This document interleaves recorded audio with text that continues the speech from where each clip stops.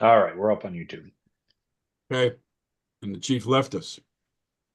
Here, I'm here. All right. So, Chief, you know everybody, right? Yes, yes, I do. All right. And we know you, believe it or not. Um, okay, I don't see anyone from the public here, so we'll move right into police activity. So, uh, Chief, I sent out, I'm going to put up here our agenda and go down here. I did a little different take on these statistics. Um, I don't know if you want to say anything about the robberies in general. We're down. Yeah, so definitely the robberies have been trending down for 3 years. Um, Again, I said before, we put an officer at the Wawa overnight, and that seemed to calm things down. We're getting a lot of robberies in that area, Jacoby Street, Chancellor Spring. Since we had the officer there, you see it's decreased. Also, the Detective Bureau made some key arrests, last year or so. So that has stopped a lot of the robberies.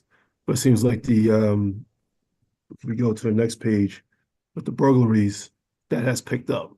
Yeah, can we just stay on this from so Chief, Sure. just because Malia and Deb are new. Dean I see is here too. Dean's old, but Malia and Deb are new. So could you talk a little bit about what a robbery is as opposed to a burglary? Right. So a robbery is physical contact with somebody, then you take something from them. So a regular theft is like, you leave your cell phone on the on the counter, somebody takes it, that's a theft. But if you're holding the cell phone and somebody pushes you and takes the cell phone, that's a robbery. Or if they intimidate you and say, I'm gonna, beat you up if you don't give me my cell phone. If you don't give me the cell phone, that's a robbery also. Also pointing a gun at somebody and taking something from them, that's a robbery. The A regular theft, which we have an increase in thefts, is just that. It's not any physical contact. It's just somebody left something somewhere and somebody took it. That's a theft. A burglary is usually you're breaking into a structure. So you're breaking into a business, you're breaking into a home, you're breaking into a car. So that becomes a burglary. So we've been having increases in burglaries, um, and throughout the state, they've been having increases as well, because they're like almost home invasion style burglaries. Burglaries used to be during daytime when people were at work before COVID. So, everybody went to work before COVID, nobody's home. They'd ring the doorbell, make sure nobody's there, then go in and take stuff. Now they're doing it in the middle of the night when people are asleep. They wait till a family goes to sleep, they break in, and they're going actually to take high-end vehicles. So they'll break in, get the keys, and then take the car. Um, the good thing about these style burglaries, though, is nobody has been hurt. They don't want the confrontation. If somebody comes downstairs, they usually run off, or there's a dog, or a motion light, or they see there's a camera or something, they usually take off. But the problem is they come back and they'll try again. So during the summer, we put out several burglary details of our officers and also unmarked vehicles and plainclothes detectives. And it seemed, if you see that chart, it seemed to drop down um, at that time. And then we also made a few arrests. Um, Residents will say, how come you can't chase the car? We did have a couple of cars we could have chased, and we chased for a short period of time, but we stopped the chase because the risk reward, isn't that great. People usually in these type of chases, somebody ends up at somebody else's house with a crash or something like that. So we take that into consideration where the chase is taking place, the time of day, the weather conditions, and usually we would break it off. We would give the information to another agency that we had, a BMW plate XYZ is coming into your town. The other jurisdiction will pick up on it. And also we have been working with other jurisdictions with intel to find out it's usually juveniles, of who is doing this. The but now Chief, can they I ask you finally made something it. here? Because the only consistency in year to year is sort of this May number, and then everything else is a little different. Is there something about the spring that kicks off burglaries? It's not Um, the burglary one that's in May, though. If you go back to for a few slides, I know that's what I noticed, that there's more stuff happening in May. So I was curious about that You know, too. even the robberies, The yeah, aggravated the assault. aggravated assaults. yeah. The well, the thing about the aggravated assaults, that's it's probably like 85% domestic violence situations. So it's not really a way we can we did hire more volunteers to meet with domestic violence victims, but usually it already happened by the time we get there. It's like no way for us to prevent it because it happens inside the house. Um, as far as the burglaries, the I'm not sure why that's happening in May, but I'll do a deeper dive into that. Okay. And knowing that will increase our patrols in certain areas. And then you mentioned, you did here in the summer putting some details out. Then again, it slipped up again. Is there something, do you think why this happened again? Yeah, well, at some point we had to stop the detail. Um, um, Part of it was because our officers were pretty much getting exhausted. They're up all night and then they're working the next shift. So we kind of like pushed back on it a little bit. And then, but as you see in November, it's dipping down again. Right. So, but we use other things besides just officers. We also use vehicles in the area where we place them. And a lot of stuff happens, not just patrols, but detectives contacting other agencies and going on social media. A lot of these kids post this stuff on social media, and we're able to identify them through that. So a lot of stuff doesn't even have to be us on the street. A lot of this is following up on intel. And then going back to the aggravated assaults, I mean, there's not, I mean, we did have a reduction, which is good. In Yeah. addition to the domestic violence, what other kind of aggravated assaults would these be?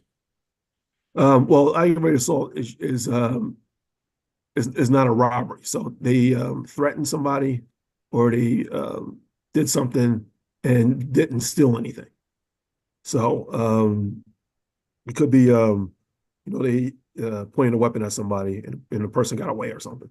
That's an aggravated assault because they didn't take the item. Okay. And then we're going to move down to thefts. Yeah, We had a huge increase with almost 30%. yeah. So a lot of these are people are not locking their vehicles. So these people come down the street, they pull on door handles, and it's unlocked. They'll take the laptop or things that are left inside the vehicle. Also, we have shoplifting on Springfield Avenue, the dollar store, and the not so much 7-Eleven, but we actually had a robbery at 7-Eleven with a juvenile. Um, but the it's usually a theft of and the stores they have a requirement where they wait till the person leaves to call us. They don't confront the person stealing it because they don't want their employees to get hurt. So if they see the person taking it, they'll let them walk out and then they call us. I remember one time I was in Walgreens and I guess somebody was stealing something while I was in there. I didn't see it.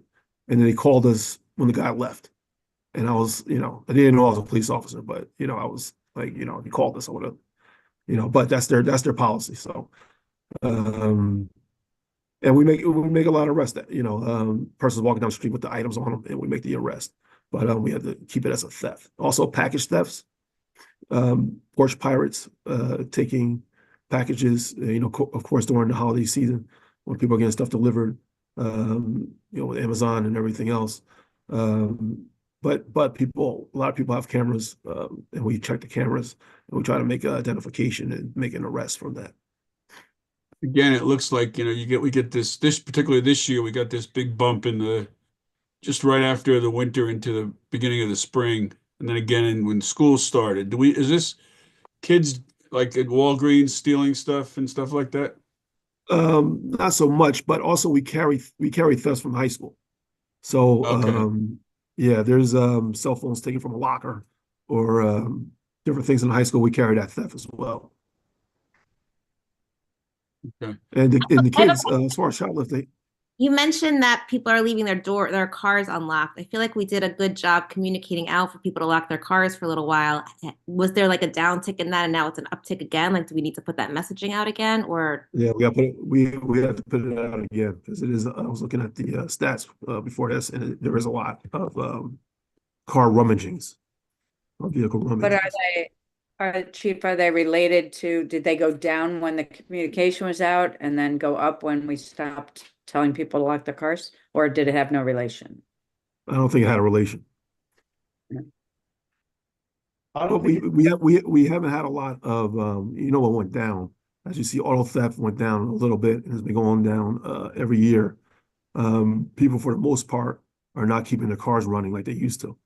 I think because the weather has been mild up to this point. Now it's cold, of course, but the keeping the vehicles running and somebody jump in the car and take it. That seems to going down a little bit. And most of these car thefts are that they're taking, the cars running. We haven't had carjackings where somebody's in the car and they pull the person out. Again, a lot of our car thefts, burglary/car thefts are non-confrontational. So it's usually the car running or there's no confrontation with the homeowner when they're doing a burglary and taking the car. But we've had an overall reduction in 9%, which is good. So Chief, if someone breaks into the house, it gets listed as a burglary, and if they steal the car, it gets listed as an auto theft also?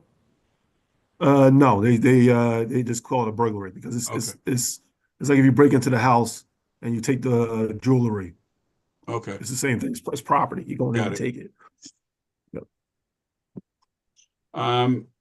Is there anything else you want to tell us about any of these? And also, my colleagues, any questions you have about, do you find this helpful to look at this for trends? Sure. Patrick? yes, very helpful. If you go all the way to the top of the Yeah, page, if you see that, those are the big ones. these are the And we're good, usually, these are the three big ones, right? right, and we're usually at zero, so Yeah. that's good. And the robbery being the next big one, and that's going down. So Yeah, the robberies, I always remember my years on the public safety, we always kind of zeroed in on this because this is a person-to-person crime, and you never know what could happen. You're generally out on the street, it could escalate quickly, and somebody could get hurt. right, So it's good to see these are going down. right. Yeah, I am bothered by the increase in the burglaries. What kind of messaging do we have to share with residents on that? Because I mean, I know one of the families that was impacted personally, and it's just, it's terrifying to think that you'd be upstairs asleep with your family and your kids. And I see a 28% increase here. And I recall it, I think at a previous meeting, like somebody asked, like, well, should we be taking our car keys upstairs? And you said no, because you don't want the interaction between the homeowner. So what do people do? So I mean, we have our details out there. Again, I would keep the keys there. Get a camera. We have done free home surveys. Our community service unit has been out to. Oh, yes, the free home surveys. My neighbors are all talking about it. Yeah, Great. yeah. So we go out there. We do it for free, and we give them a lot of good tips on that. Chief, could we get So- a list? I'm sure you have a list. I know I've seen it of the makes and models of the cars that are most targeted because that's what's happening, right? Somebody has an electric BMW, it's parked in their driveway, they break in, so it becomes a burglary to get access to that car and take the car. Right. Right. So there's a list of cars that are targeted. So people with those types of cars should be more vigilant about whether if they can put them in a garage or keep them otherwise out of sight. What are your thoughts? Yeah, definitely. We had the list out before. We can put the list out again. And I then think if, also yeah, with Patrick can have that. Yeah, Patrick can get that out through PIO. and also with that, we can put our information for the free home survey. Can't hurt. Anybody else have anything else on so the auto theft, home invasion? I think we've talked enough about that. If we can do some of these, I've always heard good things about the the crime, the anti-crime inspections and stuff. And Chief, this also includes the burglaries are also the commercial break-ins, right? Right. So we actually went down in the residential burglaries, but we did last month we did get 3 commercial burglaries, but our detective bureau has identified the person. So they're just working on more information just to get the charges to this person. Okay. Can you let us know next month, like how many people asked for a free home survey, just so we can see Yes. if the message is getting out? Okay. No problem. Anything else on the crime report?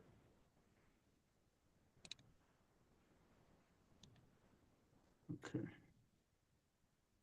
See, we have Teddy from the Community Board on Police. Teddy, we're going to move you over in a little bit and ask you if you want to say anything from the Board on Police. If it's okay, we'll move to traffic enforcement. These are cool charts too. All right. Oh, I'm sorry, I didn't get down to this one. So overall, remember, this goes to November, where we got a 17% increase. Yeah. So Chief, we're hoping these numbers in December just go right down, just shoot right down. Yeah. Yeah. I think December the burglaries wasn't as much burglaries as it was last year for that month. And so I got to see what the theft is. That seems to be putting us up. Okay. All right, here we go with moving violations, radar summons, warn, and I added the warning notice because we did talk about that. So, Chief, moving violations, we've been looking at this. So through the, first 11 months, we've got 1,900 moving violations. So based on your experience, do you think we're on the right track? Is this a good number? We had definitely have a lot more improvement. We did go up from last year, and the radar or the speeding tickets went up. 2023 there was 29, and 2024 75. So the radars have gone up slowly, but I do expect more with the radars. But there's a point. I believe it's April and May, where they go down because the radars are being serviced. So certified and everything else. But yeah, definitely we've been doing the multi-officer details and attempting to make these traffic violations. Chief, could you remind us on the hours of the shift? Shift 1, what are the hours that shift 1 works? Yeah, shift 1 is 11 p.m. to 9 a.m. Okay. And then shift 2 is 7 a.m. to 5 p.m. And shift 3 is 2 p.m. to 12 a.m. Okay. So would you expect the overnight to have less tickets in general just because less people are out driving? Definitely. It's a lot less traffic on midnights. 2 to 12 is people coming home or commuting back home. A lot of people are out and about using the restaurants and everything else. So there's definitely a lot more incidents and that happen, and more traffic that if you just drive down Springfield Avenue at 5, 6 o'clock. Right. And why, when you look at this, shift 1, it's sort of steady. There was a big jump in March and then it goes back down, but it's been pretty steady. Shift 2 is almost consistently in the 30s, 40s. It was interesting in shift 3 that it jumped way up to this 145 in April and then just continued to go down. Now we're about half of what we were in April. Yeah. Yeah. What's the reason for that? Some of that is personnel. So you might certain officers are more write more summonses or stops than some. Well, are we working to get all the officers to meet the officer that's doing a lot, or are we trying to get the one who's doing a lot to do less? Of course, we're trying to get them to do a lot more. So we're trying to get them up to that threshold. But and what Go ahead, I'm sorry. So what we have been doing is we have had a supervisor supervise the details.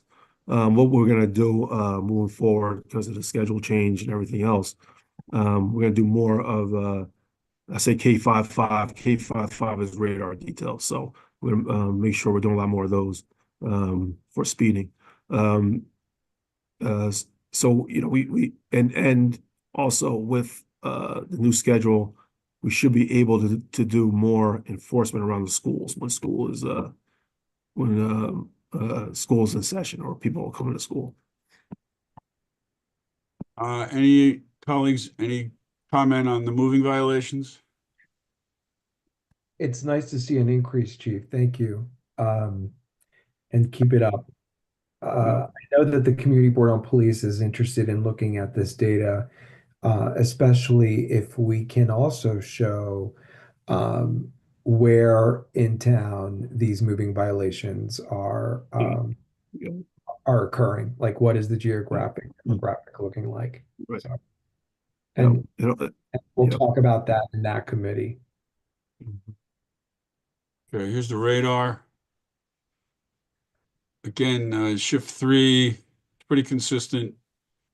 Shift 2 and shift 1 are pretty much, they don't do a lot of this. But then again, there was this huge bump in October of shift 3. Were there more radar details then? Yeah, we started doing a more of a radar detail during that time period. So we'll get back to that. Okay, and then there were a significant amount of warning notices, and I don't think any of us want automatic tickets written, but could you talk a little bit about the discretion of issuing a warning notice as opposed to a ticket? Yeah, so officers have discretion on a traffic stop. So they could issue the summons, they could issue a warning, or they could issue nothing if they choose. Or just get a verbal warning. So with the warnings is that if you get a warning, the next time you do it, it pulls up that you have received that warning. So it's not like it goes away. Officers are able to see if this person was issued a warning for a certain violation. So officers use this sometimes instead of writing the summons, and they have discretion. Is there, I don't know how to say this, but is there any disincentive to writing a ticket because it may require going to court or, other things like that, and so it's easier to do a warning notice? No, I don't think that's it. Usually people, when they receive a summons, they just pay the ticket.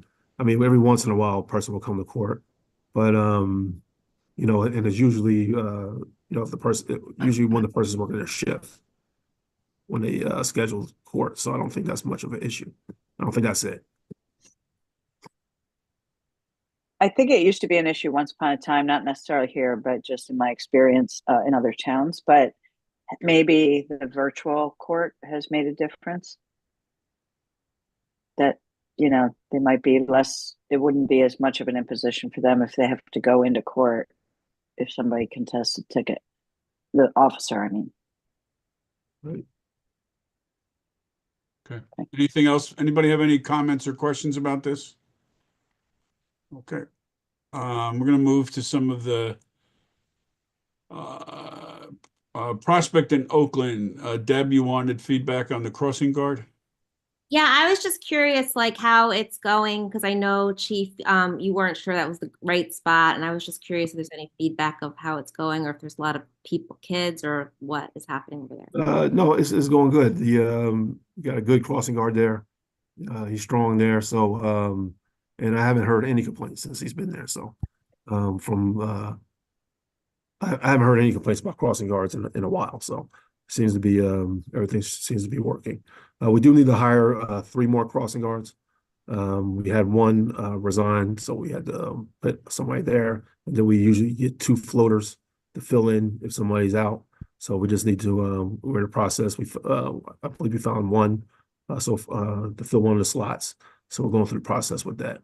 But there's always a constant hiring of guards sometimes. But So if Chief, they, this morning we talked at the Engineering and Public Works meeting about moving forward with replacing the cones with the bollards, the quick curve bollards that we have on Burnett and Tuscan Street, Tuscan Road. Yeah. So, because we're not going to get to paving and redesigning Prospect until 2026. And we want to do more than just have the cones there. So, Mr. Kittner's going to be working on getting some pricing and planning, and we talked about putting those bollards up at Oakland and Prospect, and probably Oakview and Prospect. Okay. Yeah, I think even though the cones are temporary, I think it does have an effect on that street. So I think the bollards will be good. Yeah, it certainly cuts the Yeah. road. I mean, it makes people stop Right. because it's pretty much a straight shoot from Tuscan to Parker. Mhm. So by having this, it kind of slows down that traffic in Midway. Yeah, and people can't cut around that shoulder, Right. you know. And Deb, you wanted to have a broader conversation about crossing guards. Yeah, I think it's just like I mean, Pat and I have talked a lot about this, and I think it's just a bigger conversation of figuring out like school placement has changed. So the way kids and parents are getting their kids to school and to the train have changed, and there's a lot more cars on the street. There's a lot more safety issues. There's a lot more people talking about it in conversation, and I just feel like we should just be working with the schools to get information about like where the kids are coming from, like to see if there's any patterns. And I know Pat, I think, or maybe you, Sally, have asked the schools for some of this geographical data and haven't gotten it. But I feel like we need to be working with the schools to figure out where kids are coming from, where they're going to, so we can just help this inform our decisions about crossing guards, about other safety issues we're going to do, whether it's in engineering or whether it's here. And so we can get a better sense of how people are traveling, because how it used to be forever and ever and ever isn't the way it is anymore. So I feel like these lists of, oh, we've always had these crossing guards here, so this is our permanent list, until we're reactive because something happens or someone complains. Like, I think I just want to be a little bit more proactive to figure out where we should be putting our resources, where there might be trouble areas, what we should be looking out for. So I don't know where that stands with the schools and getting some of that information, or if this has moved forward at all, or what we're doing. Yeah, we haven't received anything from the school, but to be fair, it's been a while since we followed up with them. So I could follow up with them. They were gonna, I think that they wanted to make sure what they gave us was generally anonymous. And I know that they had said they don't have that data to the extent that we were looking for, but they do have some that may be helpful to us. I've seen charts posted on social media though, of like graphics of like where kids are coming from to go to Marshall, in this. So I don't know who created those, but like I feel like some of it might exist, or maybe if they have raw data, we can just look. I understand the privacy of knowing where kids are, but we're also about to go through another round of placement.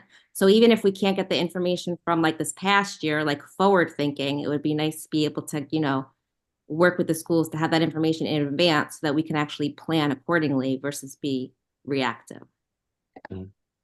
Is there anything that the parent associations can do? Sort of like, I'm just thinking like the bike people, the bike to school people, they like have plotted out where to pick people up. They know where everything comes from. I'm wondering if there's, because the school always gets hung up on privacy issues. Um, I'm wondering if there's some way we can work with the parent associations to get parents to tell us how they're bringing kids to school and plot it out that way. Yeah, I can look into that because I mean they definitely do it for busing because I've seen people go into like extensive reports about like I don't understand why this bus route is like this or whatever. And I'm just like, because I don't know that the schools are usually using geography as a way to help with placement. Because back, originally they were talking about creating almost micro communities where the same street would go to the same school. But now I don't think I don't think it works that way. And I do know that there's some areas that traditionally used to go to SOMS and now go to MMS. And I think there are areas that used to go to MMS that now go to SOMS. And I just feel like if we had some of this data to look, where the middle schoolers are going, even, then it might help inform some of the decisions. And I don't think we do like counts. The crossing guards don't do counts or anything, but like I'm curious, like where all the crossing guards are all those areas really busy with people crossing? If we know kids are going from one section to MMS or to a different school, and we know where there's a crossing guard, should we be putting out communications before the start of the school year to tell people, help them figure out their best routes to school based on what we have set up for safety? These kind of things. But I feel like if we know, like maybe it's just in this area, not having the data doesn't help us be able to plan. So I think that's interesting to go to the school, the PTAs, and I can certainly do that. But isn't this a topic on municipal partnership agenda? It is, but I feel like I've been talking about this for a year and a half. And so I feel like we talk about crossing guards here. So it needs to be talked about in more than one place. And Pat previously told me he didn't want me to try to get that information. So should I try to get that information through municipal? I mean, it's going to be on the agenda for our next meeting in the end of the month. Like, is there something should I be hands off? Should I be more proactive in asking them to get it? Like, I'm not sure the best way to proceed without ruffling feathers. We already had a conversation with them where they said that they would provide it to us. And so I think the best thing to do is to follow up on that conversation, which I'm happy to do. And I agree, if we have data in advance, we can make change or prepare for day one. So, getting information over the summer for changes in school placement for the fall would be helpful to us so that on the first day of school, we're prepared. I think fortunately, the police department is very good at adapting to where students are, and we have a lot of crossings. So, when we get requests for new ones, they're evaluated and we place guards as appropriate. So we've seen it play out in experience that we have a lot of well-placed crossing guards. Obviously, there's always room for improvement, but could you remind us how many total crossing guards we have? Well, staffed guards is 30, and then we have an additional fixed posts for police officers. So those are at the middle school, high school, Tuscan. I guess there's 2 at the middle school, right? Middle school, high school, and Tuscan. Is that right, Chief? No, there's one at the middle school. Just one at the middle school. Boyden. So then the part is Seth Boyden still have one from their change. Spring and Boyden. We have a guard there. Yeah, and I can recirculate that list of who's where, but yeah, so it's over 30 posts total that we have each day.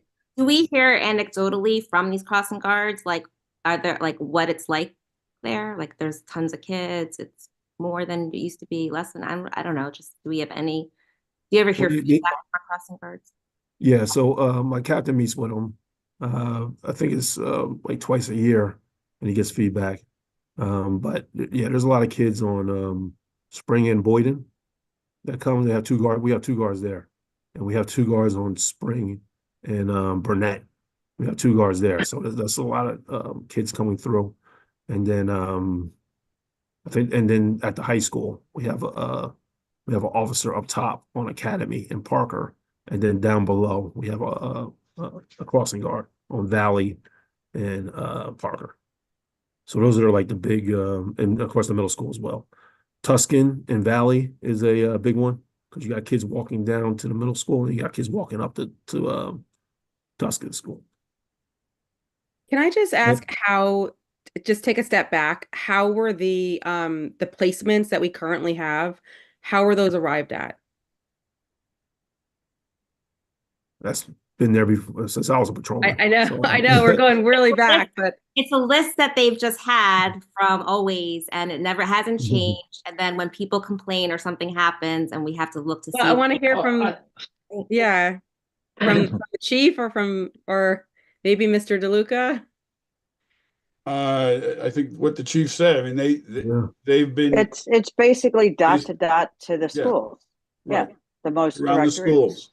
But we That's don't it. know the dot to dot to the schools anymore because the kids aren't going. Well, based- I know, we Correct. hear that, but Correct. she just asked Yeah. how they came Yeah, they about them were in the first foreign- place. It was they were dot to dot foreign. to school. From the schools. Okay.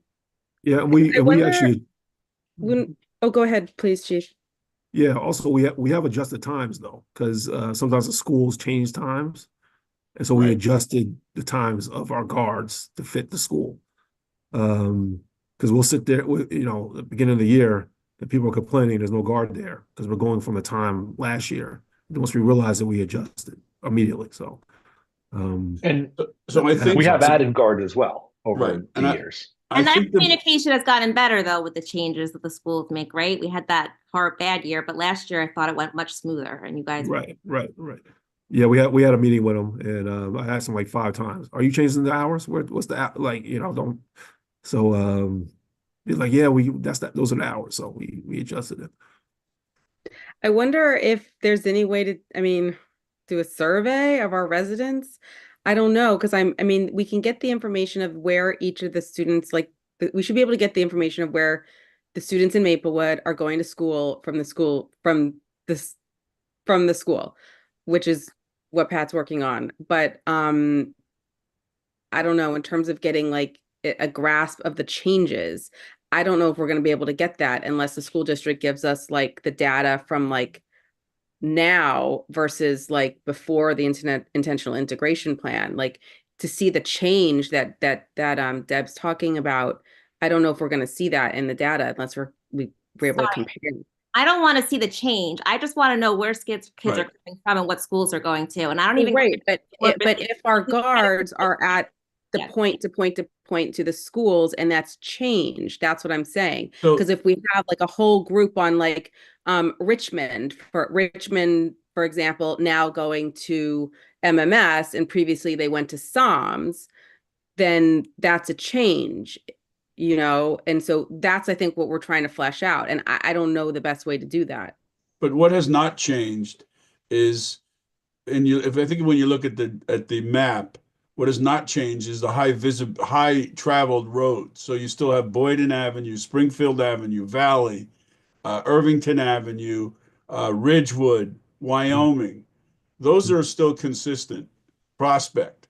So those are still consistent, and that is what I think this is all predicated on how many cars and how many kids you have to get across, or not only just kids, but people across. So that is not going to change. How people get to the school is going to change, but they still have to cross those major thoroughfares. Right, but Prospect Street, now we have the one at Oakland, but until those kids got hit, Prospect Street did not have a crossing guard between Tuscan to South Orange, Right.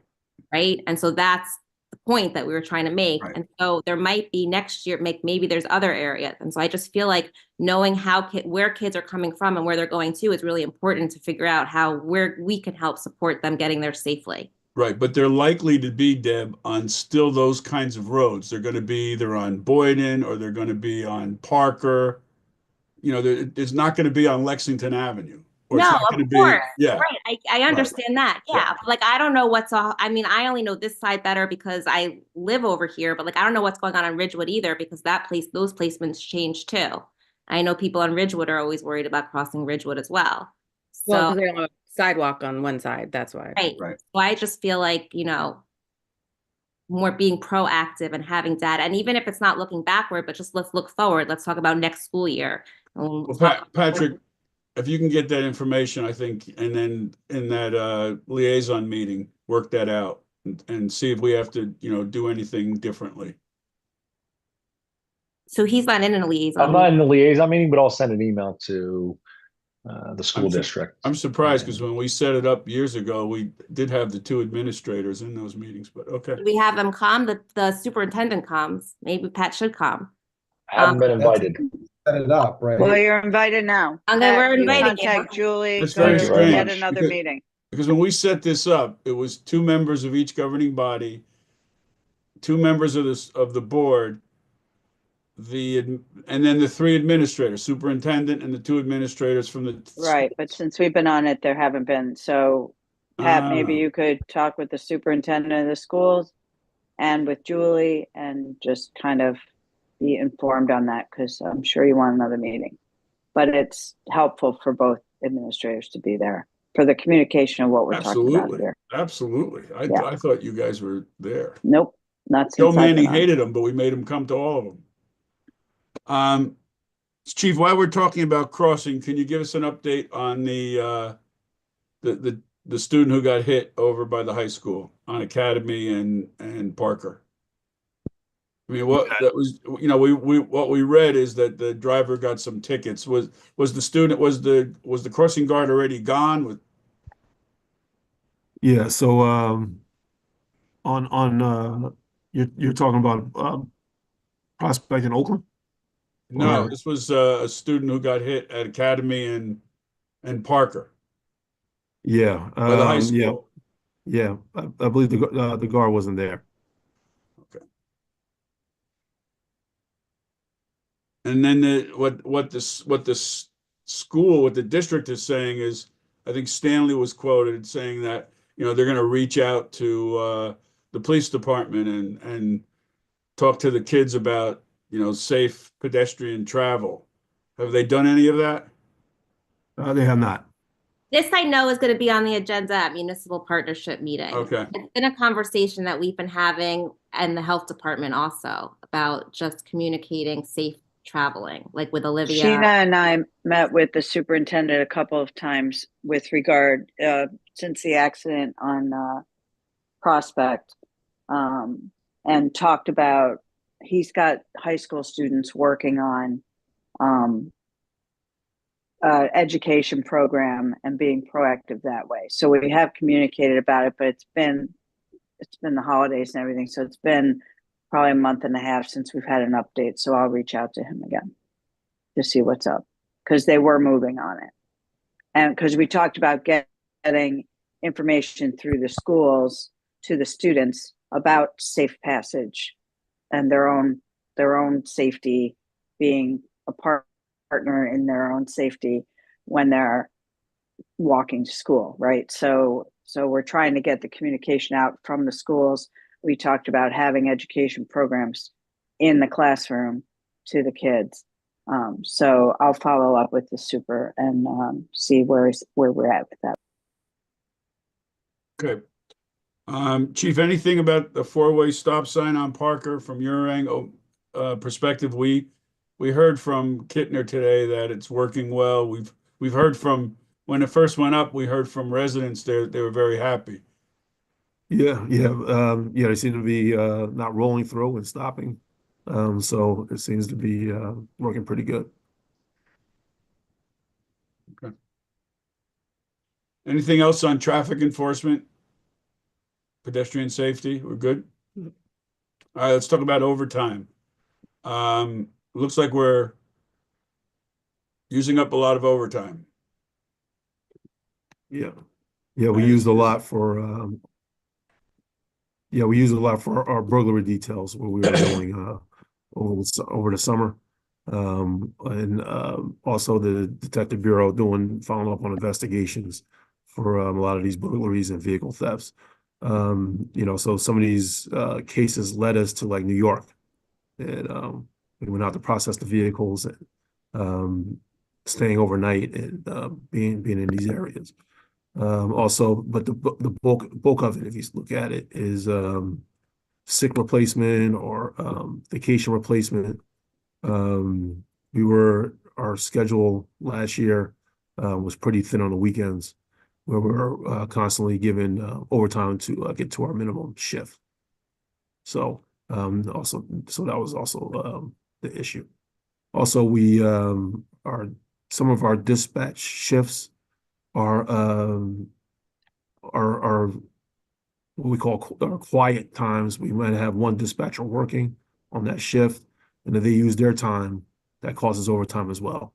So we have that as well. We just hired a part-time dispatcher to fill some of these slots. Patrick, you got anything on that? On the overtime? I mean, no, I mean, we've been tracking this for a while, and I think the biggest impact was, like the chief had indicated, car thefts and the ensuing investigations. I know, we had changed to 12-hour shifts to provide more uniform coverage throughout the week and throughout the day. That will also have a benefit of hopefully reducing overtime, especially as we go into the weekends where we may have been previously hitting minimums. So, that may provide some relief this year. Okay. Anything else anybody have anything on overtime? If not, we'll move to discussion items. Malia, you raised the idea of the temporary storage. Yes, thanks. I sent a background email. I don't know if you guys got a chance to look at it yesterday. So this idea came from a councilwoman in Cincinnati. They just set this program up there, and looks like it just launched last month, so it's very new. And the reason they did it in Ohio is that they don't have the red flag laws, the safe fire. They don't have those the extreme risk protection order type things in Ohio, and so this was the only way that they were able to offer this. But when I was looking at the details, it looks like it's something that actually would work really well here, even though New Jersey is fortunate to be one of the 19 states nationwide that does have extreme risk protective orders. I was curious to hear from the chief on how that works locally. My understanding of it is that it does give law enforcement and family members the opportunity to petition and go before a court to have a firearm taken away in a situation where there might be a mental health situation. But a voluntary program is one that would kind of go alongside that, where members of the community who have a firearm at home, if they have family coming in, like say they're having all their grandkids stay over the Christmas holidays and they want to get the guns out of the house, or if they're going on an extended holiday and they want to protect them from getting stolen, or there's a situation where they voluntarily want to just store it because, they're just kind of feeling like maybe it's, they've got too many kids in and out of the house, or, for whatever reason. They've set up this program in Cincinnati, and they've got like an application that you fill out. And essentially what people do is they make an appointment, they go in with the application and the unloaded firearm. And this part, I'm trying to get in touch with the councilwoman in Cincinnati to find out why this part is in there, but they do sign over as part of the application permission for the police department to to fire the firearm in a ballistic test so that they can run it through these different programs to see if it's been used in a crime, and then pursue those avenues. So it's an interesting idea. I haven't looked in to see like other municipalities that have it, so I can take a look at that. But I just wanted to bring this up as something that I had heard that that our gun registrations had increased in Maplewood, and I have heard just sort of anecdotally that among like veterans or retired officers who are who have guns, they sort of do an unofficial like, hey man, my family's all coming, can you store my gun for a while? I just like this idea, something that we can offer residents as a safe option. They can voluntarily, and obviously these would be, legal guns, they have their registration, they show their ownership, and then, they're able to be stored. So anyway, just wanted to provide all that information and bring it up to see see what everyone thinks. Chief, have you heard anything like this before? I have not. So I will need to contact other agencies and the state police. Usually, you know, with firearms, we get our guys from the state police. A lot of our checks are through the state police when somebody registers for a firearm. But in Maplewood, I don't think we use the extreme risk protective order that often. It's usually a domestic violence situation where we can take it. And you know, I know a family member can petition for it. Also, the police can petition for it. They feel if it's not a domestic violence situation, but we haven't ran into that before. I'm not saying that we would not. Also, I would have to see if we have the storage for it. You know, how we would go through the process of it. But I'm just curious to see if any other agency is doing it in Jersey. We'll find out and then follow up with them to see how they do it. Okay, so we'll just keep this as a future discussion item. Is that good for you, Malia? Great. Yeah. And I'll look also- around and let you know if I find out any additional like municipalities that are using it or get any more details from Cincinnati. Yeah, so we do have people that will buy a house and they'll find old guns in the attic and they'll turn them in and then we'll bring them in, things like that. Or, you know, my grandfather had a old you know, revolver. I found it in a box, so I'm going to turn it in. So we do that, and then eventually we dispose of it at some point. But we never like held it and then waited to give it back. Only like in a domestic violence situation, Right. if we do give it back. But I think in this case where, I mean, the red flag is one thing, but you know, you have you got your crazy uncle comes over for the you know, for the Thanksgiving weekend, and you said, you know what, I think it'd be better I didn't have a gun in the house with him. Right. And this would be a place to, you know, to do that kind of thing, right? That's what you were thinking about, right, Malia? Yeah, exactly. I mean, I've heard of families who, you know, tell their in-laws that we're not coming over when you have those guns, you know, and this, you know, gives families an opportunity to, well, temporarily remove the guns, you know, if they wish. They set up the Cincinnati program. It's set up for 3 months. And then at the end of 3 months, you are asked if you want to extend or if you would like to pick it up. And then they extend it for an additional 3 months, and it's a maximum of 6 months.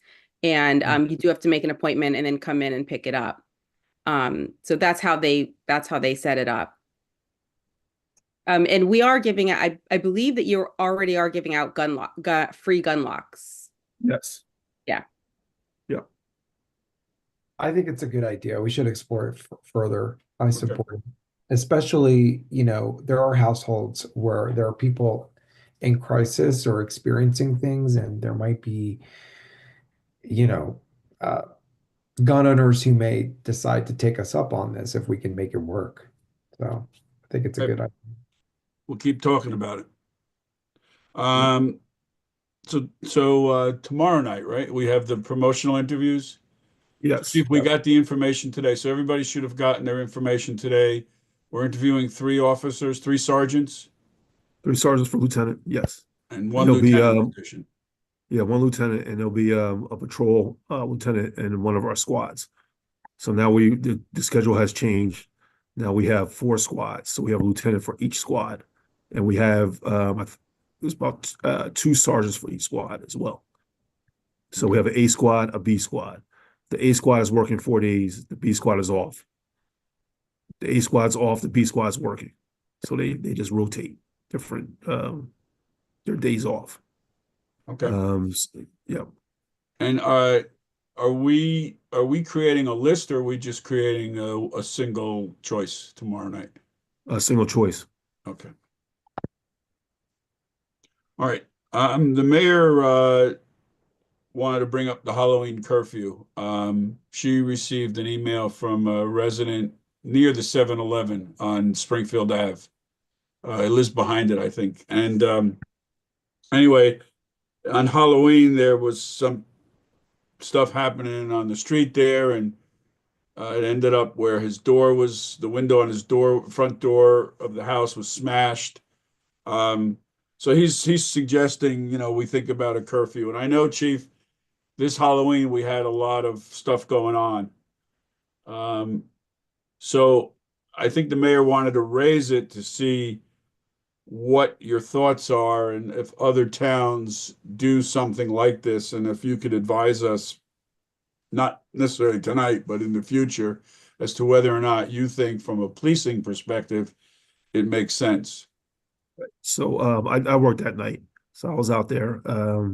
We had a regular patrols amount of patrols there, and we had extra officers working that night. So we did have extra officers there. And if you remember, Halloween was warm out, so we did have a lot of people coming. So and at one point we did call for mutual aid. So we did have South Orange Police Department come, and the Sheriff's Department came as well. So it was a lot of people out there. The night started off quiet. Then eventually we had just a lot of juveniles in the area. It seemed like it was mischief night and Halloween rolled into one. Usually, back in the day, they used to do mischief night the day before. Not the day before, it's kind of quiet. And now it seems like to be one thing. And there was a point where we just couldn't, even with all the officers at mutual aid, we didn't have enough officers to respond. So we had to prioritize what calls we needed to go to. So if someone was getting hurt, that's the one we went to. If it was physical property, we would get there after we cleared. Officers did a good job, and we actually made an arrest. So when we make an arrest, that takes 2 officers off the road right there. So I don't know if we can do a curfew, because I don't know how we enforce that. I don't want my officers, I don't know. It's difficult having kids and we're telling them to, how do we get them to go? So I don't, we can say it's a curfew, but how do we enforce it without, having more problems than we're looking for? Is this a regular thing that happens, Chief, in your experience, or was this particular to this? Yeah, this night seemed a lot worse than most Halloweens. So I don't know what it was, but it's I think a lot of it was just warm in the weather, and it was just a lot of people coming off the buses, and some legitimately trick or treating, and some were looking for other activities.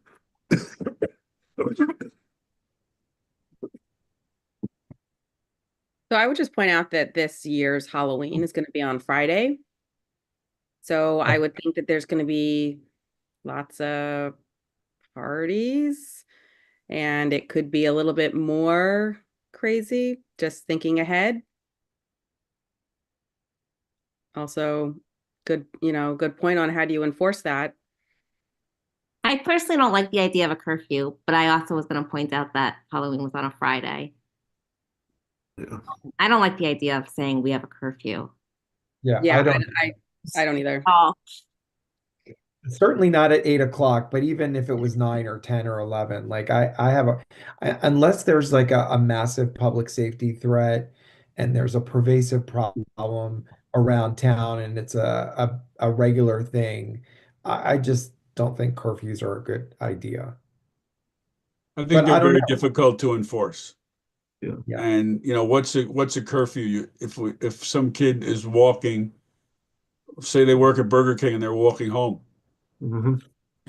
is that you're gonna bust them for that? I mean, it gets to be, it's a lot of police work. It's a lot of time spent, when I think we could maybe do it differently. We got 10 months to figure out how to do the policing to make sure that we're prepared for it. Yeah. Maybe next year we do different things with lighting, or we have people stationed at different areas, try to, like, we changed our whole 4th of July thing, the fireworks thing, to make it different, so that they're not, we're not responding, we're being proactive. We're in spaces where people see us and they tend to stay away from it. So, okay. Patrick, police off-duty employment.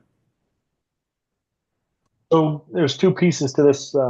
One is the RFP that we will advertise in next Wednesday's paper to open February 12th. And that will be for police off-duty employment administration and management services. So company will provide and I explained this at the TC meeting, company provides a software solution for taking in jobs, scheduling officers, getting vouchers from officers who have worked. They take in money from the contractors, provide it to us with payroll information so we can pay the officers. So it's a much better process than we currently use because our current process, serves the purpose well, but it is a burden on the officers who have to implement it. We have police officers who are taking in these jobs, and it's a lot of work. So when these companies do this, generally they'll set a percentage of administrative fee that they collect for their services, similar to how we currently collect an administrative fee for our services. Our administrative fee is 10%. In 2023, we collected about $80,000 in admin fees. So there should be contract with a company, and let's say they take 10% and we don't increase our rates. That's money that we would not have as revenue, but we would get back officers doing police work. And I think there's a great benefit in that. There's also a benefit in that, the finance department isn't managing escrows and calculating payroll and things that take finance department a lot of time. So we will have more information in February after we open up that RFP and see what it looks like, and we can make considerations on if the township wants to adjust our own administrative fee to, maybe be something on top of what that other company charges. So that's the first piece about outside duty or off-duty employment. The second piece is we haven't raised our rates since February of 23. Generally, the off-duty rate is the overtime rate for the highest paid patrol officer, and we didn't raise it last year because we didn't have a rate for the highest paid. So now that we have contracted rates for 2025, the rate will recommend to increase. So the previous off-duty rate was $86.76. It would be raised to $95.18. And for municipal jobs, school jobs, municipally supported jobs, they charge just the flat rate for the highest paid patrol officer. So that'll go up to $63.45. So if the committee is in agreement, we can have that put before you at the next township committee meeting.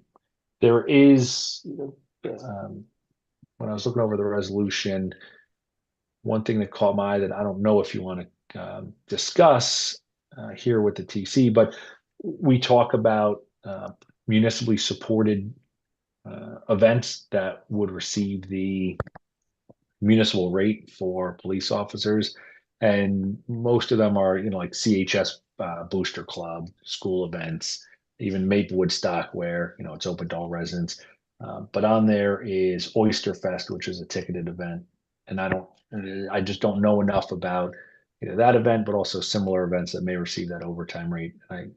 You may want to have a discussion about what events receive a straight duty rate as opposed to an overtime rate. And what's the discounted rate again? 60 what? It'll be $63.45 is the hourly rate for the senior patrol officer. And so that's charged for all township events, which is, Right. that's reasonable for school events. The one question that caught my eye was about, outside events where they may not be open to everybody. They may be ticketed events. Well, it's also, I think on that list is Paper Mill Playhouse. Yeah, and they receive another rate, but in speaking with the chief, there were some things that we were going to take off of there. We don't work at Paper Mill Playhouse. We haven't worked at the Short Hills Mall. There were some other rates established there that we're just not working, and I would strike from that list. I think you should come back to us with a clean list. I have a clean list. Give us a recommendation. Don't give it to us Yep. now. Give it to us further, Yeah. and then we should discuss it because Yeah. we really shouldn't put stuff up until we discuss it at a township committee meeting. Yep, absolutely. So So I put it can on I for can discussion. circulate it. I'll circulate it this week, and then if you just want to let me know if you want to discuss it back here again next month or as a discussion item with the TC. I would say put it on just to move it, put it on a discussion item. This gets passed by a resolution, right? That's right. It's supposed to be yearly because I did the Yep. did the ordinance change. I wrote it up with Deval back in 23. So Yeah. Yeah, we didn't change it last year because again, our rate didn't change. right. Okay. But now's the right time to increase that. So this is good. We'll put it on for discussion at our next township committee meeting after we take a look at it and we can, Great. Yeah. just we want to be sensitive to what we're doing. Yep. Yep. Okay. So that's off to.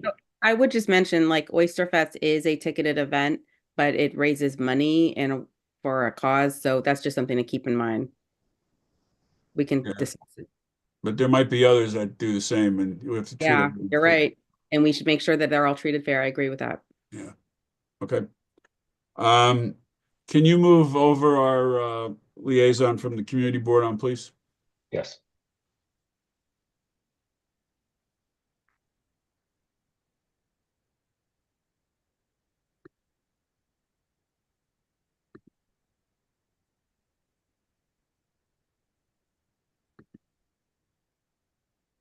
Hey everyone, Hey, how are doing? you?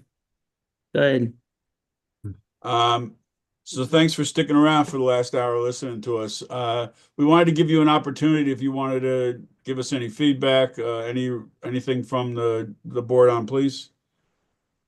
I don't have anything much to add other than our goal is to have a member from the Community Board on Police be at public safety every month. And it's my month, but I will be able to listen in and report back and just a way to share information because a lot of what we discuss in our meetings is relevant in public safety and vice versa. So the communication is always good. Okay. All right. Anybody have any questions for Teddy?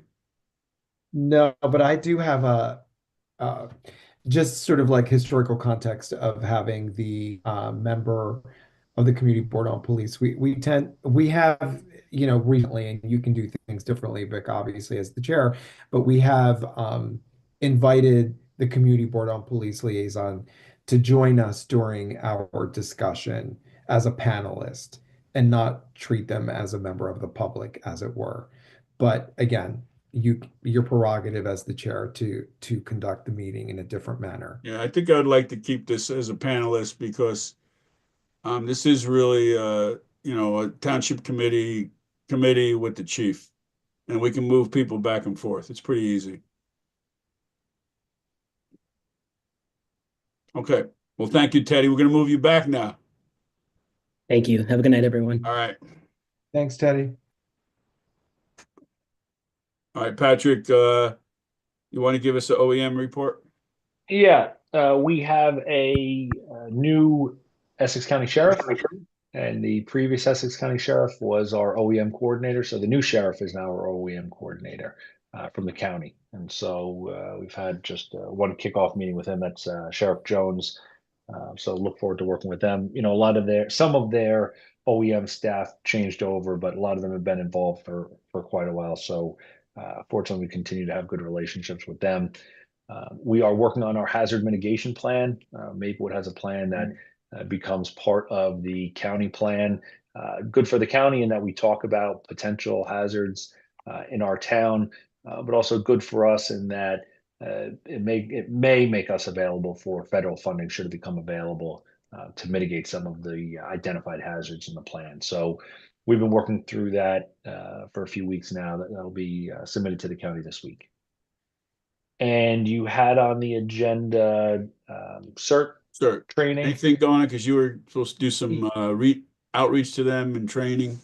Yep. So and even last year, I want to say we started talking about this maybe late October, early November. The county had indicated that they'll have some trainings coming up early this year. I haven't got an update from the chief, but I know the chief at least last year was talking to them about what was available. I found one training forum. Yeah. So we're gonna link them to that. The training's actually in Maplewood.